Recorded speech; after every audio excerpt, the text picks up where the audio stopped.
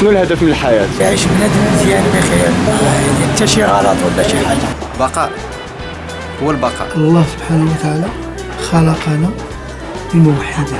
خلقنا هو اللي عارف الهدف ديالنا. الهدف الحياة تعبد الله، فهمت، واش تقرا القرآن وهذيك وتخدم دير ولادك، فهمت. شنو الهدف من الحياة؟ شنو ما نقدرش نفسر. وعلاش حنا عايشين؟ احنا عايشين ما عايشين نقول باش نسال عايشين باش ناكلو ونشربو. باش ناكلو ونشربو. باش ناكلو ونشربو. ياك عايشين باش نخدمو ونديرو، ولكن ما كاين والو. الهدف من الحياة ممكن تقدر تخدم، ولكن الخدمة ما لقيناش. الشعب كيجي انا اصلا راه واحد ربما شهر ونص دابا وانا مريض. وعلاش حنا عايشين؟ هذه ربما شنو نقولك، عايشين زعما كاين باش نعيشو، باش ناكلو ونشربو، الحين ديال الحياة ربما هذا هو باش نبقاو عايشين. الصراحة كل واحد كيحاول يدير شي حاجة باش يبقى عايش. عايشين باش نعبدو الله وداكشي. عايشين باش نموتوا، وملي نموتوا مثلا نمشيو للمقبرة، ربي غادي يقول لنا شنو درنا صافي.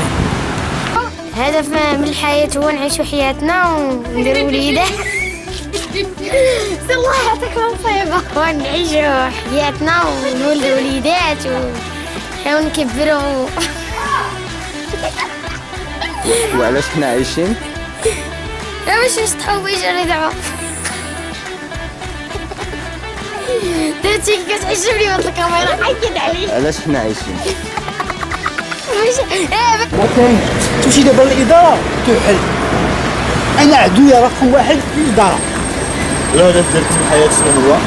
الهدف ديالك من الحياة؟ ما بقاش الهدف.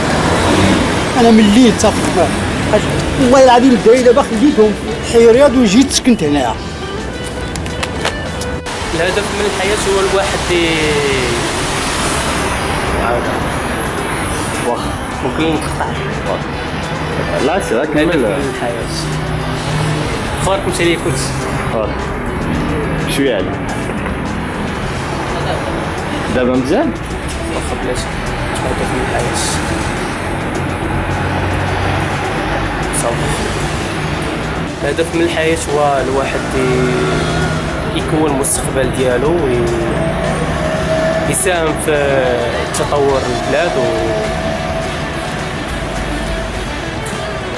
صافي.